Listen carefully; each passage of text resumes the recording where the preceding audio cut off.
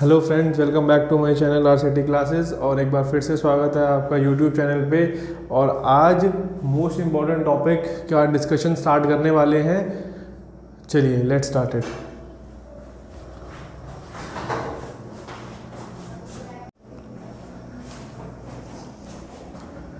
चलिए फ्रेंड्स, तो welcome back to my channel RCT classes. और एक बार फिर से स्वागत है आपका मेरे चैनल पे। और आज हम जो नेक्स्ट टॉपिक स्टार्ट करने वाले हैं और आज जो लेक्चर मैं आपको देने वाला हूं वो है बोर्ड्स पोस्टुलेट्स के ऊपर।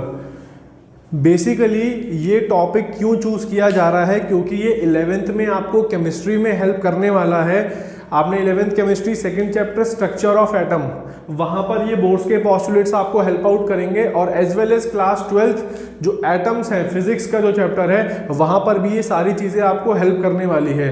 सो एक बार ध्यान देते हैं और स्टार्ट करते हैं आज की वीडियो। तो सबसे पहला बोर्ड्स का postulate, the very first boards postulate is every atom consist of a central core called nucleus. ठीक है, हर एटम के अंदर एक कोर है, हर एटम के अंदर एक कोर है जिसको हम न्यूक्लियस कह रहे हैं। In which entire positive charge and entire mass are concentrated, a suitable number of electrons revolve around the nucleus in a circular orbits, the centripetal force required is provided by the electrostatic force of attraction between electrons and nucleus। बहुत ध्यान से समझना, क्योंकि 12th में भी ये topic आ रहा है, इससे MCQs आ रहे हैं और 1 मार्कर क्वेश्चन भी आ रहे हैं। तो सबसे पहला बेसिक सा पोस्टुलेट है जो हम 9th से पढ़ते आ रहे हैं कि एक एटम है, एटम के अंदर आपके क्या कहते हैं, उसके अंदर एक मास कॉन्सेंट्रेटेड है जहां पर पॉजिटिव चार्ज और न्यूक्लियस दोनों है। उसके अंदर यहां पर जो आपका इस सेंटर है, यहां पर पॉजिटिव चार्ज, ठीक है, ZE जो मैंने यहां पर लिखा है, ध्यान से समझने की कोशिश करना। ये जो ZE है, Z हो गया आपका नंबर ऑफ प्रोटॉन्स। ठीक है, क्योंकि हमें क्या पता है, Z is equal to number of protons is equal to number of electrons is equal to atomic number. Z तीनों के बराबर होता है, Z नंबर ऑफ प्रोटॉन्स के भी बराबर होता है, Z नंबर ऑफ इलेक्ट्रॉन्स के भी बराबर होता है, Z एटॉमिक नंबर के भी बराबर होता है। तो this is an atom, inside this it is a nucleus. ये क्या है हमारा, ये हमारा न्यूक्लियस है। और इस न्यूक्लियस के बाहर आपके ऑपोजिट चार्जेस, जैसे न्यूक्लियस इज पॉजिटिव, न्यूक्लियस वो हिस्सा है जिसके कोर पे पूरा का पूरा पॉजिटिव मास एम्बेडेड है, पूरा पॉजिटिव चार्ज अंदर है। और उस पॉजिटिव के बाहर बहुत सारे इलेक्ट्रॉन्स आपके रिवॉल्व कर रहे हैं which are of opposite nature. तो बात ऐसी है कि ये पॉजिटिव, ये माइनस अट्रैक्ट क्यों नहीं कर दे रहा है, ये वाला प्लस और ये वाले माइनस के इलेक्ट्रॉन अट्रैक्ट क्यों नहीं कर रहे हैं, बल्कि एक सूटेबल ऑर्बिट्स में घूम रहे हैं, बल्कि एक सूटेबल ऑर्बिट्स में घूम रहे हैं। वीडियो पे बात चली है तो मैं आपको एक चीज और बता दूं, हमने पहले भी पढ़ा है कि रदरफोर्ड की कमियां क्या क्या रह गई थी। रदरफोर्ड एटॉमिक स्ट्रक्चर के बारे में नहीं बता पाया था, एटॉमिक स्टेबिलिटी के बारे में नहीं बता पाया था। उसने बोला था कि इलेक्ट्रॉन्स जो रिवॉल्व कर रहे हैं, इट विल रेडिएट एनर्जी, वो एनर्जी को रेडिएट कर देंगे और एनर्जी लूज करते करते करते करते करते करते वो न्यूक्लियस के अंदर घुस जाएंगे। बट बोर्ड्स ने सीधा सीधा इस बात को नेग्लेक्ट कर दिया और उसने कहा electrons will not radiate energy, electrons energy radiate नहीं कर रहे हैं और वो ऐसे ही गोल गोल नहीं घूम रहे हैं, they are moving in a stationary orbits. Stationary orbits क्या होती हैं, एक ऐसी जगह, बच्चों ध्यान से समझना, स्टेशनरी ऑर्बिट्स क्या होती हैं, स्टेशनरी ऑर्बिट्स वो जगहें होती है जिन ऑर्बिट्स पे इलेक्ट्रॉन्स घूमते हैं और जहां घूमने के लिए एनर्जी खर्च नहीं करनी पड़ती, एनर्जी रेडिएट नहीं होगी। आप 5 मिनट बाद आओ चाहे 10 मिनट बाद आओ, इलेक्ट्रॉन्स आपको उसमें रिवॉल्व होते हुए दिखेंगे। तो पहला पोस्टुलेट बहुत सिंपल सा था कि ये पॉजिटिव इस नेगेटिव को अट्रैक्ट कर रहा है, पर ये आ क्यों नहीं रहे हैं, चिपक क्यों नहीं पा रहे हैं, because this electrostatic force of attraction जो इन दोनों के बीच में चिपक रही है, जो इलेक्ट्रोस्टैटिक फोर्स ऑफ अट्रैक्शन है, it will convert itself into centripetal force. ये अपने आप को दिस फोर्स ऑफ अट्रैक्शन किसमें कन्वर्ट कर लेगी? It will convert itself into centripetal force, जिसकी वजह से हमें पता है सेंट्रीपिटल फोर्स के क्या मायने हैं। सेंट्रीपिटल फोर्स एक ऐसी फोर्स होती है जो कि रिवॉल्व कराने में, सर्कुलर मोशन कराने में हेल्प करती है। तो लास्ट लाइन में भी हमने यहां पे लिखा है the centripetal force required for revolution. Revolution करने के लिए जो सेंट्रीपिटल फोर्स लग रही है वो कौन प्रोवाइड करा रहा है? Electrostatic force of attraction. Electrostatic force of attraction हमारा प्रोवाइड करा रहा है। This is the very first postulate. इस वीडियो में मेरे साथ चलोगे, ये 5 पॉस्टुलेट विद डेरिवेशंस आपको याद रह जाएंगे for long term for sure. चलिए नेक्स्ट पॉस्टुलेट पे चलते हैं। इसके बाद नेक्स्ट पॉस्टुलेट पे आओगे, बहुत बेहतरीन पॉस्टुलेट्स है ये भी, ध्यान दीजिएगा एक बार। Bohr's second postulate, according to Bohr's electron can only revolve in certain discrete non-radiating orbits। इस वर्ड पे जाना, इस वर्ड पे थोड़ा सा फोकस करना, नॉन रेडिएटिंग। अभी इसका मतलब बताया था मैंने आपको, नॉन रेडिएटिंग एक ऐसी ऑर्बिट्स जब इलेक्ट्रॉन जिस पे घूमे एनर्जी रेडिएट ना हो। एनर्जी रेडिएट ना हो का मतलब क्या है कि एनर्जी बाहर नहीं निकल रही है। एनर्जी बाहर नहीं निकल रही है, एनर्जी रेडिएट नहीं हो रही है, तो electron will keep moving in that circular non radiating orbits. फिर से समझो, नॉन रेडिएटिंग ऑर्बिट्स का मतलब होता है जिन ऑर्बिट्स पे इलेक्ट्रॉन लगातार घूम सकते हैं, उसकी एनर्जी धीरे धीरे रेडिएट होते होते जीरो नहीं बनेगी। तो इन्होंने क्या कहा, बोर्स के सेकंड पॉस्टुलेट ने, कि इलेक्ट्रॉन केवल और केवल उन डिस्क्रीट नॉन रेडिएटिंग ऑर्बिट्स पर मिलने वाला है। इलेक्ट्रॉन उस नॉन रेडिएटिंग ऑर्बिट्स पर मिलने वाला है जहां पर एंगुलर मोमेंटम, जिसका एंगुलर मोमेंटम इंटीग्रल मल्टीपल हो h अपॉन में 2 पाई के। अब इंटीग्रल मल्टीपल एक नया वर्ड, इंटीग्रल मल्टीपल मतलब होता है n की वैल्यू 1 पे, n की वैल्यू 2 पे, n की वैल्यू 3 पे, इस तरीके से, जैसे 10, 20, 30, 40, तो ये 10 के इंटीग्रल मल्टीपल है। ठीक है, वैसे ही क्या बोला बोर्ड्स ने, electrons can only revolve in those discrete non radiating orbits. Electron कहाँ रिवॉल्व हो रहे हैं? इलेक्ट्रॉन वहां रिवॉल्व हो रहे हैं नॉन रेडिएटिंग ऑर्बिट्स में, जिन ऑर्बिट्स का एंगुलर मोमेंटम आपका h अपॉन में 2 पाई के इंटीग्रल मल्टीपल होगा। इंटीग्रल मल्टीपल मतलब या तो उसके 1 टाइम्स पे, मतलब इंटीग्रल मतलब कि बेसिकली आप इसे इंटीजर भी समझ सकते हो। n की वैल्यू 0 से स्टार्ट हो रही है, 0 पे, 1 पे, 2 पे, 3 पे। तो यहां पर अगर मैं एग्जांपल ले लूं, n की वैल्यू 1 से स्टार्ट करिए, तो एंगुलर मोमेंटम का फॉर्मूला हमें पता है सबको, L is equal to r cross p. L is equal to r cross p, physics में भी पढ़ा हुआ है एंगुलर मोमेंटम। तो R हो गया ये, और P एंगुलर मोमेंटम होता है, P होता है आपका linear momentum. So linear momentum is mv, so mvr will give you complete answer mvr। So angular momentum L is equal to mvr and mvr is equal to what? mvr is equal to h upon में 2 पाई का integral multiple. अगर किसी orbit पे electron revolve कर रहे हैं, तो जिस ऑर्बिट पे इलेक्ट्रॉन रिवॉल्व कर रहे हैं उसका total angular momentum h upon में 2 पाई के इंटीग्रल मल्टीपल होगा। जैसे कि एग्जांपल के साथ में अगर आपको बताऊं, ये आपका न्यूक्लियस है और ये न्यूक्लियस के बाहर कोई एक ऑर्बिट है। सपोज करो इलेक्ट्रॉन यहां बैठा है और यहां नहीं बैठा है, इलेक्ट्रॉन इस ऑर्बिट पे नहीं है, इस ऑर्बिट पे है। तो इससे मैं एक चीज बता पाऊंगा कि इलेक्ट्रॉन यहां पर है, E माइनस यहां पर घूम रहा है, इलेक्ट्रॉन्स यहां पर रिवॉल्व हो रहे हैं। तो ये जो इलेक्ट्रॉन्स रिवॉल्व हो रहे हैं, ये इसलिए यहां रिवॉल्व हो रहे हैं क्योंकि इस ऑर्बिट का angular momentum NH by 2 pi के बराबर होगा। mvr is equal to mvr is equal to, अगर n की वैल्यू 1 है तो h अपॉन 2 पाई रहा होगा, अगर n की वैल्यू 2 है तो mvr is equal to 2h by 2 pi रहा होगा, और n की वैल्यू 3 है तो 3h/2π। सिंपल सी बात कहने की ये है कि n की वैल्यू 1 2 3 4 डालते रहो, अगर एंगुलर मोमेंटम उतना है तो आपको इलेक्ट्रॉन उस ऑर्बिट पे मिलने वाला है, नहीं तो आपको उस ऑर्बिट पे इलेक्ट्रॉन नहीं मिलेगा। तो ये आपके दो पोस्टुलेट्स हो गए हैं। तो फर्स्ट पोस्टुलेट की स्टेटमेंट लिख लेते हैं एक बार। हमने पढ़ा था क्या कि सेंट्रीपिटल फोर्स जो होती है वो कौन प्रोवाइड कराता है? Electrostatic force of attraction. तो इलेक्ट्रोस्टैटिक फोर्स ऑफ अट्रैक्शन करवाता है, इसका मतलब 1/4πε0 Q1 Q2/r²।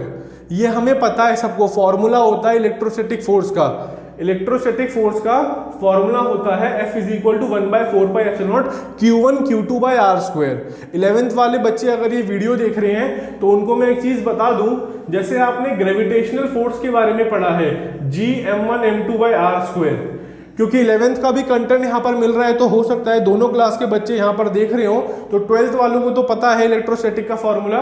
जो आपके 11th वाले हैं, जैसे ग्रेविटेशनल फोर्स होता है G(m1m2/r²), वैसे इलेक्ट्रोस्टैटिक फोर्स होता है 1/4πε0 Q1 Q2/r²।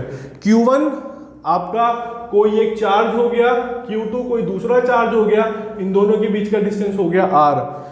जैसे आप मास का फॉर्मूला बनाते थे m1m2/r², वैसे आपने इलेक्ट्रोस्टैटिक फोर्स का बना लिया। तो 1/4πε0 Q1 फर्स्ट चार्ज हो गया आपका Z(e), दूसरा चार्ज क्या हो गया? बाहर वाला इलेक्ट्रॉन, अपॉन में बीच का डिस्टेंस r²। फिर से देखिए क्या बोल दिया मैंने, 1/4πε0 ये K होता है, फोर्स = 1/4πε0 Q1। पहला चार्ज क्या है? पहला चार्ज है ये पॉजिटिव वाला। अब इस पॉजिटिव के अंदर भी इलेक्ट्रॉन और प्रोटॉन पे चार्ज सेम होते हैं, बस इलेक्ट्रॉन के आगे माइनस लगता है। इलेक्ट्रॉन और प्रोटॉन का चार्ज का मैग्नीट्यूड सेम होता है 1.6 × 10⁻⁻⁹ कूलम। ठीक है, तो अगर बाहर 5 इलेक्ट्रॉन हैं, अंदर 5 प्रोटॉन रहे होंगे, है ना। अगर बाहर 1 इलेक्ट्रॉन है तो अंदर एटॉमिक नंबर के हिसाब से बात कर रहा हूं मैं आपको, अंदर चार्ज कितना है? अंदर जितने भी इलेक्ट्रॉन्स, जितने भी चार्ज हैं उसको Z से मल्टीप्लाई करना पड़ेगा। क्यों करना पड़ेगा? क्योंकि एक प्रोटॉन नहीं है। सपोज करो अंदर 5 प्रोटॉन है, तो 5 प्रोटॉन पे कितना चार्ज रहेगा? 5 प्रोटॉन पे जो चार्ज रहेगा 5 × 1.6 × 10⁻⁻19। तो इसलिए Z(e) एक चार्ज, बाहर जो इलेक्ट्रॉन घूम रहे हैं वो दूसरा चार्ज, अपॉन में इनके बीच का डिस्टेंस r है तो r²। ये इलेक्ट्रोस्टैटिक फोर्स किसके बराबर हो जाती है? mv²/r। और mv²/r किसी से छुपा हुआ नहीं है, सबको पता है mv²/r क्या होता है। It is a centripetal force, centripetal force. Coming to the next postulate, the emission absorption. इन दो टर्म्स पे ध्यान देना आप, एमिशन और एब्जॉर्प्शन। तो एमिशन मतलब क्या होता है? जब कोई भी चीज एमिट हो रही है, एमिशन हो रहा है। एब्जॉर्प्शन क्या होता है? जब आप एनर्जी को एब्जॉर्ब करोगे, जब आप एनर्जी को एब्जॉर्ब करोगे तो आप लोअर एनर्जी लेवल से हायर एनर्जी लेवल पे जंप लोगे। जब आप एनर्जी को एब्जॉर्ब करोगे तो आप लोअर एनर्जी लेवल से हायर एनर्जी लेवल पर जंप करोगे। और जब आप एमिशन करते हो, किसी भी चीज को एमिट करते हो, तो एमिशन का मतलब क्या होता है? जब आप हायर एनर्जी स्टेट पर बैठे हुए थे, वहां से आपने कुछ एनर्जी को एमिट करा, अपने अंदर से एनर्जी निकाल दी और लोअर स्टेट पर आ गए स्टेबल होने के लिए। आप जब लोअर स्टेट पर होगे, लोअर से एनर्जी को एब्जॉर्ब करोगे, एनर्जी एब्जॉर्ब करके अपर लेवल पर जाएगी, और जब आप अपर लेवल पर पहुंच गए वहां जाके एनर्जी को एमिट करोगे, बाहर निकालोगे और वापस से अपनी ग्राउंड लेवल पे आ जाओगे। तो the emission absorption of energy occurs only when an electron jumps from one orbit to another. Emission और एब्जॉर्प्शन की कहानी कब चलानी है? एमिशन और एब्जॉर्प्शन की कहानी तब चलानी है जब इलेक्ट्रॉन एक ऑर्बिट से दूसरी ऑर्बिट पर जंप ले रहा है, चाहे वो ऊपर की तरफ जंप ले चाहे नीचे की तरफ जंप ले। जब इलेक्ट्रॉन जंप लेगा ऊपर की तरफ तो बात चलेगी एब्जॉर्प्शन एब्जॉर्प्शन एब्जॉर्प्शन की। जब इलेक्ट्रॉन जंप लेगा हायर स्टेट से, कुछ एनर्जी बाहर निकाल लेगा और लोअर स्टेट पर आएगा, तो जब हायर से लोअर पर आएगा तब बात चलेगी एमिशन, एमिशन और एमिशन की। तो the difference in the total energy, the difference in the total energy of electron, total energy में जो टोटल एनर्जी है इलेक्ट्रॉन की, जो उसका डिफरेंस होगा, ठीक है, इज एब्जॉर्ब्ड। टोटल एनर्जी का जो डिफरेंस होगा वो एब्जॉर्ब होगा कब, ठीक है। सपोज करो ऊपर आपकी एक ऑर्बिट पे एनर्जी E1 है, ऊपर गया, अगर उसने जंप ली ऊपर की तरफ, अब एनर्जी हो गई E2, तो डिफरेंस कितना होगा, डिफरेंस कैसे निकालते हैं, माइनस करके, तो आप E2 माइनस E1 से निकाल लोगे, तो आप E2 माइनस E1 से निकाल लोगे। अभी जिस स्टेट पर मैं बैठा हूं वो E1 एनर्जी है, वहां पे मैंने कुछ एनर्जी एब्जॉर्ब करी, ऊपर जंप कर गया, तो वहां E2 एनर्जी है, तो E2 माइनस E1 से डिफरेंस निकल जाएगा। तो E2 माइनस E1 से इसने कहा कि the difference in the total energy of electron is absorbed. Absorb कब हो जाएगा, is absorb when electron jumps from inner to outer orbit. जब इलेक्ट्रॉन इनर ऑर्बिट से, अंदर की ऑर्बिट से बाहर की ऑर्बिट पे जंप लेगा, तभी उसका डिफरेंस क्या होगा, उसमें एनर्जी क्या हुई होगी, एब्जॉर्ब हुई होगी। यही मैंने आपको बताया है अभी पिछले 2 मिनट से कि अगर आप इनर ऑर्बिट से, अंदर की ऑर्बिट से बाहर की ऑर्बिट में जंप लेना चाहते हो या जंप ले रहे हो, तो क्या होगा, तो आपका जो इलेक्ट्रॉन है जब वो इनर ऑर्बिट से आउटर ऑर्बिट की तरफ जाएगा, जब वो अंदर से बाहर की तरफ जाएगा, तो एनर्जी एब्जॉर्ब होती है एंड एमिटेड। और एनर्जी एमिट कब होगी, when electron jumps from outer to inner orbit. जब बाहर की ऑर्बिट से अंदर की ऑर्बिट पे आएगा, तो तब आपकी जो एनर्जी होगी वो क्या हो जाएगी, एमिट हो जाएगी। And the basic formula is E2 minus E1 is equal to h nu. हमने पढ़ी हुई है एनर्जी, ठीक है, E is equal to h nu वाली प्लैंक्स ने दी थी।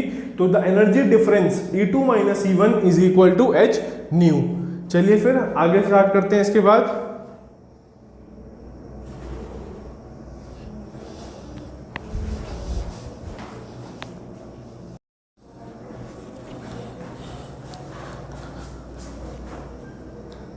चलिए तो स्टार्ट करते हैं आगे। तो थर्ड पॉस्टुलेट तक हमने पढ़ लिया था कि एब्जॉर्प्शन एमिशन, एब्जॉर्प्शन एमिशन जो भी होगा वो किस पे डिपेंड करेगा कि एनर्जी इनर ऑर्बिट से आउटर पे जा रही है या आउटर ऑर्बिट से इनर पे आ रही है। देखो थर्ड पॉस्टुलेट करने के बाद आपको कुछ 4-5 डेरिवेशंस आनी चाहिए, ठीक है, कुछ 4-5 डेरिवेशंस बहुत ज़रूरी है जो आपको आनी चाहिए, पेपर के पॉइंट ऑफ व्यू से भी वो बहुत इंपॉर्टेंट है। तो चलिए स्टार्ट करते हैं आगे। Radius of bourse stationery orbit, radius of bourse stationery orbit. तो सबसे पहले हम रेडियस निकाल रहे हैं, स्टेशनरी ऑर्बिट का रेडियस कैसे निकलता है, और इससे एक बहुत इंटरेस्टिंग चीज हम प्रूव करने वाले हैं, और वो क्या है, जैसे सबसे पहले आपने सेकंड पोस्टुलेट का यूज कर लिया, सबसे पहले आपने सेकंड पोस्टुलेट का यूज कर लिया जो कि कहता था total angular momentum is equal to integral multiple of h upon में 2 pi, mvr is equal to nh upon में 2 pi, mvr is equal to nh upon में 2 पाई। तो v की वैल्यू यहां से निकालेंगे, v की वैल्यू निकालेंगे तो m और r डिवाइड में चला जाएगा, तो v is equal to nh, ठीक है, और m और r नीचे डिवाइड में आ जाएंगे तो m2 पाई mr, ठीक है, v is equal to n h upon में 2 पाई और m और r नीचे मल्टीप्लाई में आ जाएंगे तो एन एच अपॉन में 2 पाई एम आर। इससे मैंने एक वेलोसिटी का रिलेशन निकाल लिया इनको इक्वेट करा के। इसके बाद ये वाला हमने सेंट्रीपिटल फोर्स वाली टर्म को इक्वेट करा लिया, ये 1/4 pi epsilon naught Q1 Q2 by r square, जो जस्ट अभी हमने पीछे करा है 1/4 pi epsilon naught Q1 Q2 by r square is equal to mv square by r is equal to mv square by r. Centripetal force ये है, electrostatic force ये है, इन दोनों फोर्सेस को मैंने इक्वेट करा दिया, इन दोनों फोर्सेस को इक्वेट करा दिया। तो यहां से वेलोसिटी जो मैंने ऊपर से निकाली थी वो मैं यहाँ पर पुट कर रहा हूं, तो 1/4 pi epsilon naught ZE square upon में R square is equal to m by r is equal to m by r. बची कौन सी टर्म, V स्क्वायर वाली टर्म, बची कौन सी टर्म, V स्क्वायर वाली टर्म, और V की वैल्यू मेरे पास ये रही, तो वेलोसिटी की टर्म उठा के मैंने यहाँ डाल दी। तो देखिए V स्क्वायर, तो V का स्क्वायर करोगे तो n square, h square, 4 pi square, m square, r square, ठीक है। मैंने वेलोसिटी की वैल्यू ऊपर से निकाल के इस वाले एक्सप्रेशन में डाल दी तो हो गया। इसके बाद यहाँ पर r स्क्वायर से r स्क्वायर कट जाएगा और ऊपर एक मास से एक मास कट जाएगा, नीचे स्क्वायर है मास में, नीचे मास का स्क्वायर है, ऊपर एक मास है, उससे एक एक काट दिया, तो 1/4 pi epsilon not Z e square, 1/4 pi epsilon not Z e square is equal to 1/r n square h square upon में 4 पाई स्क्वायर m स्क्वायर। दोबारा देखिए यहाँ पे 1/4 pi epsilon not Z e square, ठीक है, m से m cut जाएगा, नीचे बचेगा एक, यहाँ m से m कट गया, r स्क्वायर से r स्क्वायर काट दिया, तो बचेगा क्या, क्या कहते हैं, r n square h square 4 pi square. यहां से अब r की वैल्यू निकाल रहा हूं मैं, इस वाले r की वैल्यू निकाल रहा हूं, r को ऊपर ले गया मल्टीप्लाई में, ये r आ गया मल्टीप्लाई में, जेड ई स्क्वायर जाएगा डिवाइड में, जेड ई स्क्वायर चला गया डिवाइड में, ठीक है, 4 पाई एप्सिलॉन नॉट। अब बाकी जो भी बच्चे हैं एक बार ध्यान दीजिएगा सारे के सारे, ये जो हमने रेडियस निकाला है, ठीक है, जैसे ही आपने यहाँ रेडियस निकाला है 1/4 पाई एप्सिलॉन नॉट, इस क्वांटिटी को हम के भी बोलते हैं, 1/4 पाई एप्सिलॉन नॉट को हम के भी बोलते हैं, तो इस 1/4 पाई एप्सिलॉन नॉट को मैंने मान लिया यहाँ पे के, क्या मान लिया यहाँ पे के यही छोड़ दिया, जेड ई स्क्वायर नीचे चला गया, ठीक है, आर ऊपर आ गया, तो k into r is equal to this number, कुछ नहीं कर रहा हूं, बस इधर और उधर भेज रहा हूं मैं नंबरों को। उसके बाद r is equal to n square h square m 4 pi square k z e square, ये आपका r आ जाएगा निकल के। और सोचते हुए आपको एक और अच्छी चीज मैं आपको बताऊंगा, यहाँ पे h एक नोन क्वांटिटी है, ठीक है, 6.626 10 की पावर -34, मास इलेक्ट्रॉन का नोन है, पता है, 4 कांस्टेंट है, पाई पता है, k की वैल्यू 9 इंटू 10 की पावर 9 होती है, z की value 1 in case of hydrogen, e electron पे चार्ज कितना होता है 1.6 इंटू 10 की पावर -19, तो सब वैल्यू डालने के बाद हमें पता चलेगा कि सब कुछ नंबर जो है वो कांस्टेंट है, और r केवल डिपेंड कर रहा है कौन सी ऑर्बिट पर बैठा है। r is directly proportional to n square, और n स्क्वायर के करेगा तो बाकी ये जो आपका एक के कांस्टेंट मान लेंगे, वो के कांस्टेंट जो होगा आपका, या फिर आर नॉट कांस्टेंट मैंने मान लिया यहाँ पे, और वो कांस्टेंट क्या होगा h square m 4 pi square k Z e square, ये पूरा एक कांस्टेंट हो गया। r is equal to r naught n का स्क्वायर, तो r is directly proportional to n square. ध्यान दीजिएगा, इस पूरे जो आपने रेडियस निकाला है, बोर्ड्स के ऑर्बिट का जो रेडियस निकाला है, कैसे निकाला है, आपने पहले एंगुलर मोमेंटम वाले रिलेशन से इक्वेट करा, वहां से वेलोसिटी निकाल ली, वेलोसिटी वहां से निकाली, और नीचे वाला जो था वो फर्स्ट पोस्टुलेट था कि centripetal force is equal to which type of force, electrostatic force, दोनों को इक्वेट कराया, वेलोसिटी की वैल्यू यहां पर पुट कर दी, वेलोसिटी जैसे यहां पर डालूंगा आमने सामने नंबर कटेंगे, आंख खोल के नंबर काटना, ऊपर नीचे नंबर कटेंगे, r को एक तरफ ले आओगे, 1/4 pi epsilon not is k को नीचे भेज दिया, तो आपको क्या पता चल रहा है कि भैया r केवल n स्क्वायर पे डिपेंड कर रहा है, h स्क्वायर ये सब लिख दिया मैंने, h m 4 पाई के जेड ई, सारी की सारी नोन क्वांटिटीज है, आपको पता है इनकी वैल्यू, तो ये सब कांस्टेंट है, इन कांस्टेंट को मैंने आर नॉट मान लिया। किस किस को आर नॉट माना है मैंने, h square m 4 pi square k z square, इन सब को मैंने आर नॉट मान लिया। R is equal to r naught n square, तो जब मैं इक्वल हटाऊंगा तो डायरेक्टली प्रोपोर्शनल का साइन लगाऊंगा तो बोल सकता हूं ना r is directly proportional to n square, क्योंकि जब प्रोपोर्शनैलिटी का साइन हटता है तो सामने कांस्टेंट आ जाता है, तो सामने कांस्टेंट आ जाता है। जैसे कि अगर मैं बात करूं यहाँ पे मैं n लिख देता हूं, radius of first orbit, radius of first orbit, तो r1, ठीक है, r1 is directly proportional to first orbit है, तो n की वैल्यू 1 हो जाएगी, 1 का स्क्वायर तो 1, तो r1 एक तरीके से मैं बोलूं r0 1 आ गया। ऐसी radius of second orbit, radius of second orbit की बात करूंगा, r2 is directly proportional to 2 का स्क्वायर, सेकेंड ऑर्बिट है, दूसरे वाला ये न्यूक्लियस है, ये फर्स्ट ऑर्बिट हो गई, n की वैल्यू 1 वाली, ये सेकेंड ऑर्बिट हो गई, एन की वैल्यू 2 वाली, 2 का square R2 is equal to 4 हो जाएगा, R0 और 4 आ जाएगा यहाँ पे।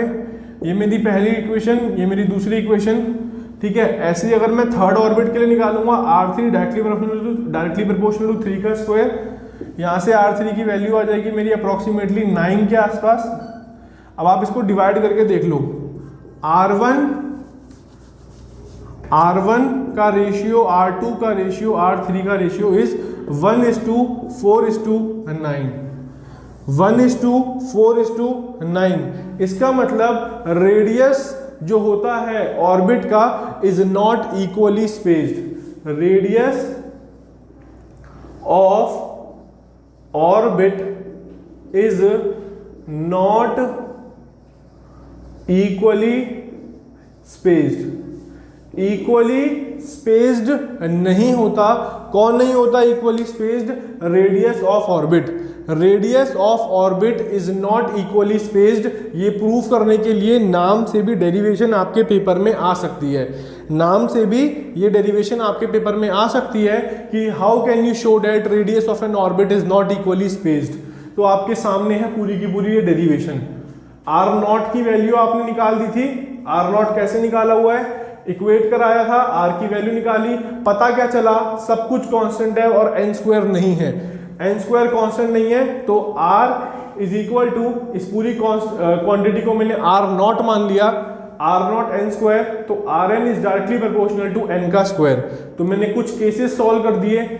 अगर फर्स्ट ऑर्बिट होगी तो n की वैल्यू 1, सेकेंड ऑर्बिट होगी n की वैल्यू 2, थर्ड ऑर्बिट होगी तो 2 का स्क्वायर 4 हो गया, थर्ड ऑर्बिट होगी 3 का स्क्वायर n हो गया। R1 जो है वो 1 है, R2 का रेशियो 4 है, R3 का 9 है। तो R1:R2:R3 पता क्या चल रहा है, 1 का स्क्वायर, 2 का स्क्वायर, 3 का स्क्वायर, R1 R2 R3 हमने निकाल लिए, 1 4 9, 1:4:9। तो एक बार बोर्ड्स में क्वेश्चन आया हुआ था ये वाला, R1:R4 का रेशियो बता दो। तो अगर आपको आता होगा तो आप डायरेक्टली बता दोगे कि R1:R4 का रेशियो कितना होगा। तो R1 हो गया 1 और R4 हो गया 16। कैसे निकाला 16? इसी फॉर्मूले में n की वैल्यू 4 डाल दो तो R4 निकल जाएगा 16, 4 का स्क्वायर, और रेशियो कर लोगे तो ये। तो इसकी हेल्प से आप किसी भी क्वेश्चन को सॉल्व कर सकते हो। आप R1 का रेशियो R2 के साथ, R2 का R3 के साथ, R3 का R4 के साथ, ठीक है। पर ये 1 2 3 का रेशियो ध्यान रखना, पैटर्न यही चलने वाला है बिल्कुल कि 1 2 का स्क्वायर 4, 3 का स्क्वायर 9, 4 का स्क्वायर 16, R5 आएगा तो 25 हो जाएगा। तो चलिए इसके बाद अब आगे स्टार्ट करते हैं नेक्स्ट टॉपिक। चलिए फ्रेंड्स, तो आगे velocity of electron in Bohr's orbit. तो velocity of electron in Bohr's orbit में हमें कैसे करना है, सबसे पहले तो मुझे वो बता दो, हम जिन जिन चीजों को इक्वेट कराते थे, mv²/r जस्ट अभी फर्स्ट पार्ट में, फर्स्ट हाफ में सॉल्व करा था। Centripetal force are provided by the electrostatic force, KZE into e upon में R², R से R कट गया, R is equal to KZE² upon में mv²। यहां तक ये फॉर्मूला बन गया।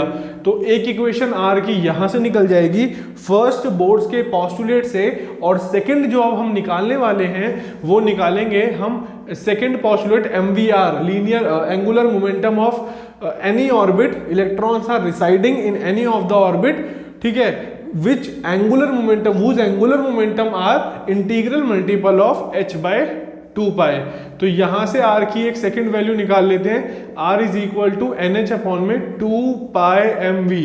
सो सेकंड स्टेटमेंट आप इसको मानिए, फर्स्ट इसको मानिए, दोनों तरफ रेडियस है, चीजों को इक्वेट करा दीजिए। R को इक्वेट करा दोगे KZE² अपॉन में mv² is equal to NH upon में 2 पाई mv अपॉन में 2 पाई mv। वेलोसिटी से वेलोसिटी कट गई, v चला गया ऊपर, KZE² अपॉन में मास से मास भी कट जाएगा, NH।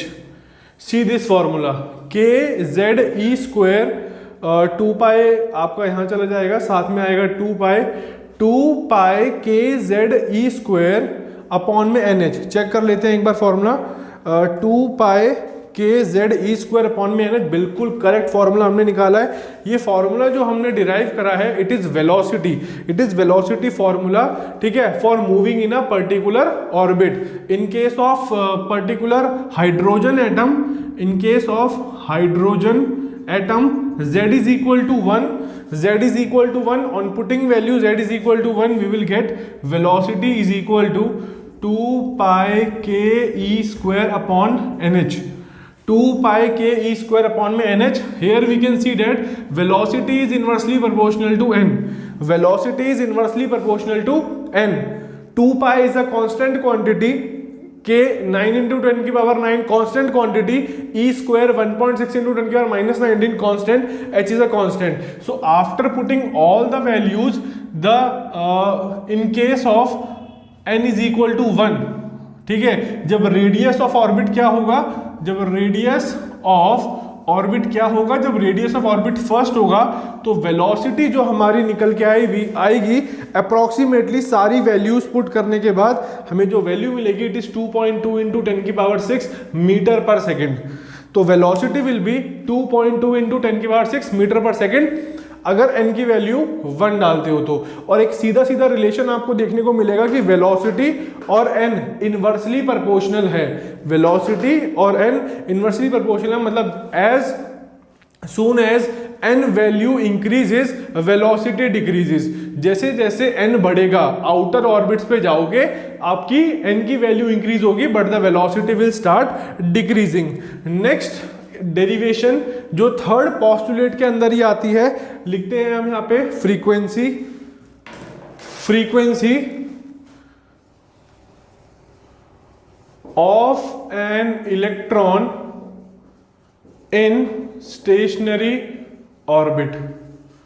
कौन सी उसमें, frequency of an electron in stationary orbit. Stationary orbit के लिए फ्रीक्वेंसी का फॉर्मूला निकालने वाले हैं. So v is equal to r omega. ये सबको फॉर्मूला पता है, चाहे आप क्लास 11th में हो चाहे आप 12th में हो. अगर आप ये वीडियो लेक्चर देख रहे हो तो हम ये मान के चल रहे हैं कि आपने ये फॉर्मूला पढ़ा होगा, सर्कुलर मोशन में आपने ये फॉर्मूला जो है वो पढ़ा होगा. तो v is equal to r and the omega is 2 pi nu. So nu is this is we are using this symbol for frequency. nu is equal to velocity को मैं थोड़ा सा इस तरीके से साइन बना देता हूं और ये न्यू है तो वेलोसिटी अपॉन में 2 pi r. We are calculating new here. तो वेलोसिटी हमने निकाल दी थी, ये रही साक्षात वेलोसिटी का फॉर्मूला हमारे पास है. तो nu is equal to what is velocity, 2 pi k Z e square, 2 pi k Z e square upon में एन एच. ये तो वेलोसिटी हो गई, नीचे चल रहा था 2 पाई आर, नीचे क्या चल रहा था 2 पाई आर. 2 पाई से 2 पाई काट दिया मैंने यहाँ पे. तो nu is equal to k Z e square upon में n h r. K Z e square upon में एन एच आर.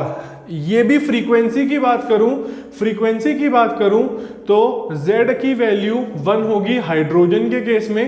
तो आप z की वैल्यू को फिर हटा सकते हो. New is equal to k e square upon में n h r, k e square upon में n h r. In this case nu the frequency is also inversely proportional to number of orbits. Nu frequency is inversely proportional to number of orbits. Nu जो होगा आपका वो inversely proportional होगा number of orbits के. ठीक है, तो ये हमने अभी रेडियस की डेरिवेशन कर ली है, हमने वेलोसिटी की कर ली है और ये नेक्स्ट पार्ट हो गया आपका, हमने फ्रीक्वेंसी की भी कंप्लीट कर ली है. इसके बाद हम नेक्स्ट डेरिवेशन में चलेंगे जो कि इसी का पार्ट है. और इसी दौरान मुझे एक चीज़ याद आई है जो कि मैं चाहता हूं आप लोगों को मैं याद दिला दूं. ठीक है, अगर आप 12th क्लास में हो स्पेशली, कुछ फॉर्मूले हैं मैं आपको पहले ही समझा देता हूं, फिर हम इसको डिराइव करेंगे ताकि आपको लगेगा, आपको फील आएगा कि हाँ यार ये चीज़ें अभी अभी देखी है. इसे स्ट्रिक्टली याद रखना. Kinetic energy is equal to minus of total energy. Kinetic energy is equal to minus of total energy. क्यों, क्या और कैसे, इन तीनों का जवाब अभी डेरिवेशन होने के बाद आपको मिल जाएगा. क्यों, क्या और कैसे का जवाब मिल जाएगा, तब तक आगे देखिए। Kinetic energy is equal to minus of total energy और potential energy is equal to minus of 2 times of kinetic energy. ये दो चीज़ों का आपको ध्यान रखना है। पेपर में बहुत क्वेश्चन, खूब क्वेश्चन आए हैं इन सब चीज़ों पे कि काइनेटिक एनर्जी और टोटल एनर्जी का रिलेशन बता दो, फॉर्मूला बता दो। तो पहले तो मैंने आपको मोटा मोटा ऊपर से फॉर्मूला बता दिया कि kinetic energy is equal to minus of total energy and potential energy is equal to minus of 2ke, 2 times of kinetic energy. इसके बाद इलेक्ट्रॉन वोल्ट में जूल कितने होते हैं, ये भी क्वेश्चन। 1.6 इंटू 10⁻⁻19 कूलम, इतने नंबर ऑफ एक इलेक्ट्रॉन वोल्ट में इतने कूलम आपका चार्ज भी होता है, प्रेजेंट होता है, बिल्कुल होता है। तो ये सारी चीजें आपको बेसिक पता होनी चाहिए। कूलम नहीं, यहाँ पे जूल आएगा। 1 electron volt is equal to 1.6 into 10⁻⁻19 joule. चलिए स्टार्ट करते हैं इन्हीं को ध्यान में रखते हुए और डेरिवेशन को आगे सॉल्व करते हैं। ये आपको फ्रीक्वेंसी समझ आ गई होगी, आसान तरीके से निकाली है। v is equal to r omega, omega हो गया 2 पाई न्यू, न्यू को यहां पर ले गया, बाकी सारे नंबर डिवाइड में, वेलोसिटी अपॉन में 2 पाई आर, वेलोसिटी अपॉन में 2 पाई आर। और वेलोसिटी का जो फॉर्मूला था वो बड़ा लंबा चौड़ा फॉर्मूला आपका ये आपके सामने, 2 pi k Z e square, 2 pi k Z e square upon में NH। वेलोसिटी की वैल्यू पुट कर दी, नीचे जो बचा था डिनोमिनेटर में वो बचा था 2 पाई आर, 2 पाई आर मैंने यहां पुट कर दिया। जैसे ही 2 पाई आर पुट करा, 2 पाई से 2 पाई कट गया, के जेड ई स्क्वायर अपॉन में NH, के जेड ई स्क्वायर अपॉन में NHR। Z की वैल्यू 1 होती है इन केस ऑफ हाइड्रोजन, तो Z की वैल्यू 1 डाल दी। द फॉर्मूला बिकम्स के ई स्क्वायर अपॉन में NHR, के ई स्क्वायर अपॉन में NHR। तो यहां पर भी आप देख सकते हो कि जो फ्रीक्वेंसी है nu is inversely proportional to radius number of orbit, inversely proportional का रिलेशन है। As we know that k is a constant, 9 into 10⁻9 value होती है इसकी, E कांस्टेंट है, आपका H कांस्टेंट है, आपका R कांस्टेंट है, तो N की वैल्यू पे डिपेंड करेगा। अगर N की वैल्यू कोई भी सूटेबल होगी तो R आपका उस पर डिपेंड करता है। तो आगे बढ़ते हैं काइनेटिक एनर्जी और पोटेंशियल एनर्जी के केस में total energy relation, total energy relation. चलिए, तो टोटल एनर्जी केस में हमने अभी तक पढ़ा mv square by r is equal to k Z e square by r square. ये रिलेशन हम लगातार 5वीं 6ठी बार पढ़ रहे हैं। किन किन को इक्वेट करा रखा है, इलेक्ट्रोस्टैटिक फोर्स के हो गया 1/4 pi epsilon not Z e into e upon में r square, electrostatic force, centripetal force. इसके बाद हमने क्या करा, एक आर से आर काट दिया, mv square is equal to k Z e square by r. ध्यान दीजिएगा आप जरा यहाँ पे, ठीक है, चीजें पलटने वाली हैं। mv स्क्वायर अब ये आ गया, अगर मैं दोनों तरफ इक्वेशन में डिवाइड करा दूं 2 से, डिवाइड बाय 2, तो half mv square is equal to k Z e square upon में 2r। See this, half mv square is equal to k Z e square upon में 2r। ये हाफ mv स्क्वायर क्या होता है, it is kinetic energy. What is kinetic energy, kinetic energy is half mv square which is equal to k Z e square by 2r। 2 से divide करा दिया या half से मल्टीप्लाई करा दिया, कुछ भी बोल सकते हो। तो 2 से डिवाइड कराया, 2 से डिवाइड कराया, तो half mv square is equal to k Z e square by 2r, k Z e square by 2r। तो ये आपका फॉर्मूला हो गया पोटेंशियल का, ठीक है, काइनेटिक एनर्जी का। नेक्स्ट अब इसके आगे बढ़ते हैं पोटेंशियल एनर्जी की तरफ। नेक्स्ट इससे आगे बढ़ते हैं पोटेंशियल एनर्जी की तरफ। एक बार चेक कर लेते हैं वीडियो रिकॉर्ड हो रही है, ठीक है। चलिए, अब मैं आपका ध्यान आकर्षित करूंगा कहां पर, जहां पर हम पोटेंशियल निकालते थे पहले चैप्टर में। पोटेंशियल का फॉर्मूला होता था V निकालने का, पोटेंशियल V निकालने का फॉर्मूला होता था 1/4 pi epsilon naught Q by R, 1/4 pi epsilon naught, जो भी चार्ज है जिसकी वजह से निकाल रहे हो, Q बाय R, ये पोटेंशियल का फॉर्मूला होता था। तो अब जब आप पोटेंशियल का निकालोगे फॉर्मूला, तो potential due to nucleus, potential due to nucleus, तो तो जो V आएगा वो हो जाएगा के जेड ई अपॉन में r, k Z e upon में आर। क्यों? 1/4πε0 के हो गया। न्यूक्लियस की वजह से निकाल रहा हूं, न्यूक्लियस की वजह से, तो उसका न्यूक्लियस पे चार्ज कितना रहता है, न्यूक्लियस पे अंदर चार्ज कितना रहता है, Ze रहता है, Ze अपॉन में जिस पॉइंट तक निकाल रहे हो R पॉइंट तक, तो पोटेंशियल आपने निकाल दिया KZe अपॉन में R। तो पोटेंशियल एनर्जी कैसे निकलेगी, पोटेंशियल एनर्जी कैसे निकलेगी, ये भी आपने इलेक्ट्रोस्टैटिक्स में पढ़ा हुआ है, याद होगा आपको। Potential energy is equal to work done, या फिर हम इसको कभी कभी U से भी डिनोट कराते थे, और इसका एक फॉर्मूला होता था 1/4πε0 Q1 Q2/R। ये वर्क डन निकालने के क्वेश्चंस में हमने यूज करा हुआ है काफी बार, फॉर्मूला हम फेमिलियर हैं इससे। पोटेंशियल एनर्जी U से डिनोट करते हैं, कभी कभी इसको वर्क डन भी कहते हैं कि पोटेंशियल एनर्जी स्टोर्ड, ठीक है, work done is stored in the form of potential energy. तो पोटेंशियल एनर्जी का जो फॉर्मूला है वो है 1/4πε0 Q1 Q2/R। ये रहा आपका पोटेंशियल एनर्जी का फॉर्मूला। अब इस पोटेंशियल एनर्जी के फॉर्मूले में आप वैल्यू डालोगे, यहां U बोलो चाहे PE बोलो एक ही बात है, तो KZe²/R, KZe²/R, ये मैंने पोटेंशियल एनर्जी का फॉर्मूला निकाला है, ठीक है, पोटेंशियल एनर्जी का फॉर्मूला निकाला है। और आपको एक चीज बता दूं, पोटेंशियल एनर्जी मेरी स्केलर क्वांटिटी होती है, ठीक है, पोटेंशियल एनर्जी या वर्क डन जो भी चीजें हैं मेरी स्केलर क्वांटिटी होती है। तो ये कैसे होगा, KZe इंटू जो एक चार्ज हो गया Ze, जो कि न्यूक्लियस का चार्ज है, ठीक है, ये देखो न्यूक्लियस का चार्ज है Ze, इलेक्ट्रॉन्स रिवॉल्व हो रहे हैं, इनका चार्ज है -E, तो ये इलेक्ट्रॉन्स -E लेके आएंगे अपने साथ, ये इलेक्ट्रॉन्स -E साइन लेके आएंगे, क्योंकि इलेक्ट्रॉन्स पे चार्ज नेगेटिव में होता है और यहाँ पर चार्ज भी आपका नेगेटिव में रहेगा।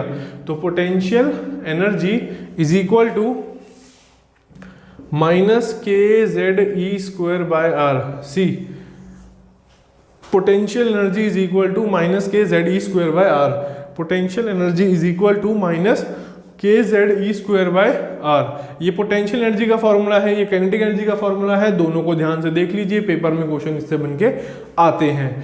उसके बाद बात करते हैं total energy. Total energy is equal to kinetic energy plus potential energy, kinetic energy plus potential. Total क्या होता है, total energy is equal to kinetic plus potential. तो काइनेटिक कितना हो गया यहाँ पे, काइनेटिक हो गया KZe²/2R, काइनेटिक होगा KZe²/2R माइनस KZe²/R। ये पोटेंशियल एनर्जी में माइनस का साइन आता है, क्यों आता है, बिकॉज आपने पढ़ा होगा वर्क डन, पोटेंशियल एनर्जी, ये काइनेटिक एनर्जी जो भी है, ये सारी स्केलर क्वांटिटीज आती हैं, और जब आप इनका फॉर्मूला लगाओगे ना पोटेंशियल एनर्जी का, तो ये अपने साथ माइनस साइन लेके आते हैं। ये बहुत बेसिक चीजें हैं जो आपको पता होनी चाहिए ऑन द सीरियस नोट, कि Q1 Q2, देखो फोर्स में नहीं बोलूंगा मैं कभी साइन लगाने को, फोर्स में कभी नहीं बोलूंगा, क्योंकि फोर्स एक वेक्टर क्वांटिटी है, वो मैग्नीट्यूड पे वो आपका डायरेक्शन पे काम करती है, उसमें माइनस साइन मैटर नहीं करेगा। इलेक्ट्रिक फील्ड में कभी भी चार्ज नेगेटिव में होगा, नहीं बोला जाएगा कि लगाओ मत लगाओ, कोई बात नहीं। लेकिन अगर आपने पोटेंशियल, ठीक है, जो V का फॉर्मूला होता है पोटेंशियल, इसमें आपको माइनस साइन लगाना है अगर इलेक्ट्रॉन के चार्ज की बात हो रही है, वर्क डन में लगाना है, पोटेंशियल एनर्जी हो लगाना है।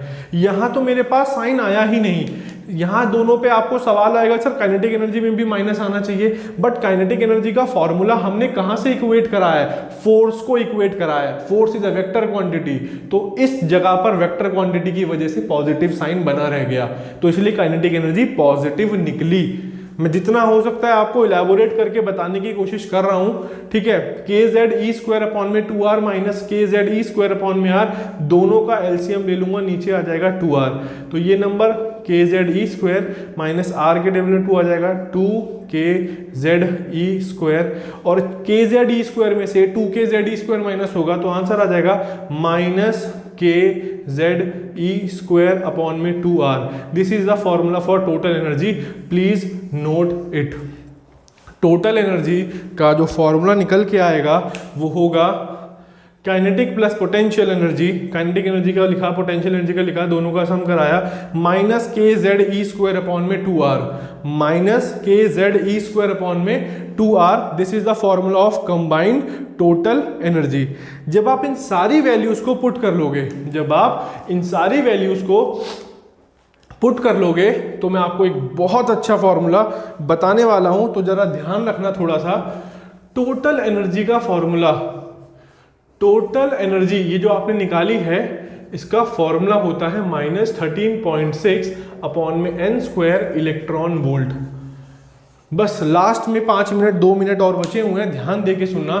टोटल एनर्जी का फॉर्मूला आपका -13.6 अपॉन में n स्क्वायर। ये फॉर्मूला किसके लिए है? ये फॉर्मूला है आपका हाइड्रोजन एटम के लिए, और आपका इसके सिवा किसी का पूछा भी नहीं जाएगा। हाइड्रोजन एटम के लिए टोटल एनर्जी का फॉर्मूला -13.6 अपॉन में n स्क्वायर इलेक्ट्रॉन वोल्ट। अब इस क्वेश्चन में मैं आपको एक पार्ट बताता हूं इसमें कि क्या क्या चीज़ें किस तरीके से पूछी जा चुकी हैं इस क्वेश्चन में। अब हाइड्रोजन का नहीं आया, सपोज हाइड्रोजन का नहीं आया, तो उसके लिए जनरल फॉर्मूला हो जाएगा -13.6 जेड स्क्वायर अपॉन में n square electron volt, -13.6 Z square upon में n स्क्वायर इलेक्ट्रॉन वोल्ट। अगर हाइड्रोजन की वैल्यू 1 है तो z की जगह 1 डल जाएगा।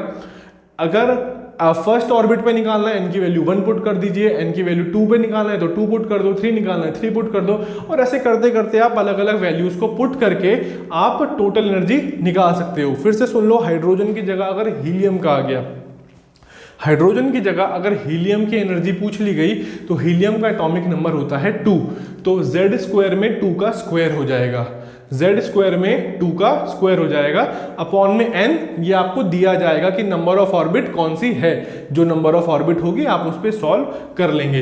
तो अभी मैं फिलहाल बात कर रहा हूँ हाइड्रोजन एटम की। तो आपकी फर्स्ट स्टेट में E1, फर्स्ट स्टेट में जो एनर्जी होगी वो -13.6 इलेक्ट्रॉन वोल्ट। हाइड्रोजन की बात कर रहा हूं तो Z की वैल्यू 1 हो गई, एटॉमिक नंबर 1। हाइड्रोजन की बात कर रहा हूं मैं, E हाइड्रोजन फर्स्ट स्टेट पे, फर्स्ट ऑर्बिट पे n की वैल्यू 1 हो जाएगी, तो सेम यही रह जाएगा। आप सेकेंड ऑर्बिट पे निकालोगे तो -13.6 2 का स्क्वायर अपॉन में 4, 2 का स्क्वायर अपॉन में 4। अब आप इसको डिवाइड कर लोगे तो आपको वेरियस डिफरेंट वैल्यूज यहाँ पर मिल जाएंगी। मैंने यहाँ पे नोट कर रखी है ऑलरेडी, तो आप एक बार ध्यान दे देना यहाँ पे। तो -3.4 इलेक्ट्रॉन वोल्ट, -3.4 इलेक्ट्रॉन वोल्ट। वैसे ही अगर मैं बात करूं E3 निकालने की, E3 आप E3 निकालोगे, आप माइनस में और छोटे चले जाओगे, -13.6। थर्ड के लिए निकालनी है, थर्ड ऑर्बिट पे n का स्क्वायर, 3 का स्क्वायर हो गया 9, और इसकी वैल्यू कितनी हो गई आपकी? इसकी वैल्यू हो गई -1.51 इलेक्ट्रॉन वोल्ट। इलेक्ट्रॉन वोल्ट को जूल में कैसे कन्वर्ट करते हैं ये मैंने आपको बता दिया है, 1.6 × 10 की पावर -19।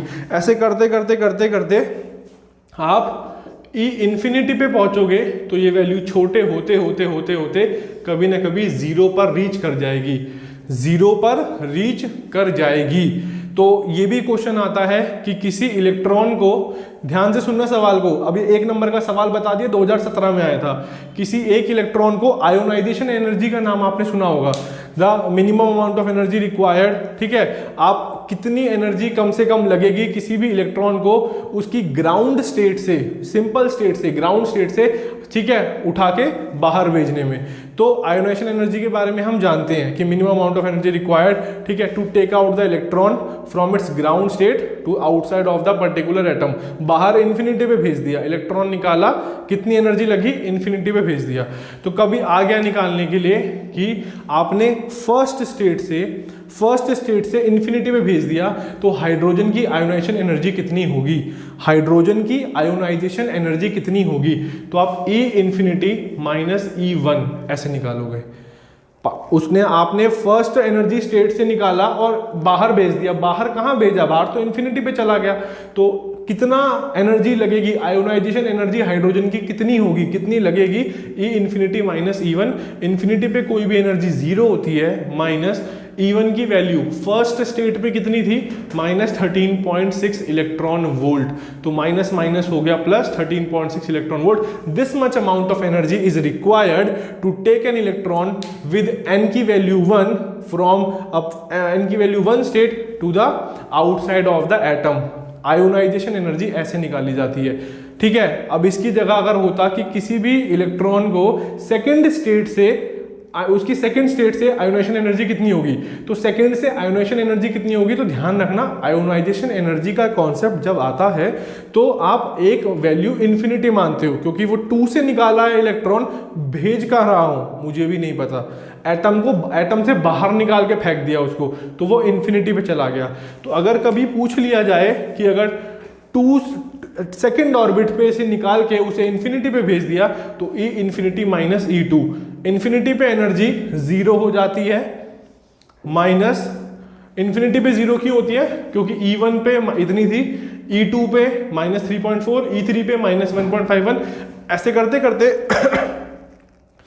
आप डिनोमिनेटर 4 डालोगे तो 16 आ जाएगा, 5 डालोगे तो डिनोमिनेटर 25 आ जाएगा, ये नंबर 0 के क्लोज पहुंचता चला जाएगा। तो इन्फिनिटी पे होती है 0, तो 0 माइनस सेकेंड कितनी हो गई आपकी, -3.4 इलेक्ट्रॉन वोल्ट, तो माइनस माइनस प्लस, तो आंसर आ जाएगा 3.4 इलेक्ट्रॉन वोल्ट। अगर कोई इलेक्ट्रॉन सेकेंड एनर्जी स्टेट से निकला है और इन्फिनिटी पे चला गया है, तो E infinity minus E2, 0 minus minus का 3.4 इलेक्ट्रॉन वोल्ट, आंसर आ जाएगा 3.4 electron volt. So thank you so much. ये आपके मोस्टली डेरिवेशंस हमने कवर कर ली है, और ऐसे ही टाइम मिलता रहेगा तो वीडियो जरूर बनाते रहेंगे। टिल देन देखते रहिए आप वीडियोस बाकी सब्जेक्ट्स की भी। Thank you so much.